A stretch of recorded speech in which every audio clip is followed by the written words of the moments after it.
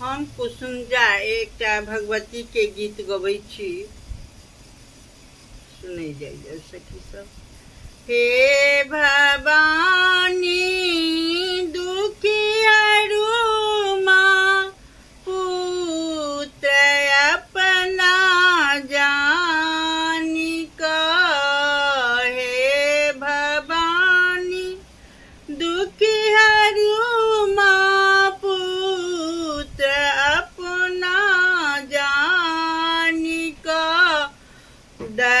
रहल छी क्लेश भारी विश्व बीच में आनी का। छोड़ी दुर्बल पुत्र के माँ की सुतल चितानी का। छोड़ी दुर्बल पुत्र के माँ की सुतल चितानी का।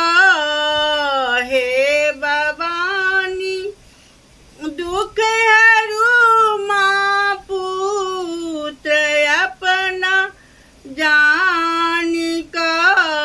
आब्दी आशा में पड़ल छी माय हम कानी का।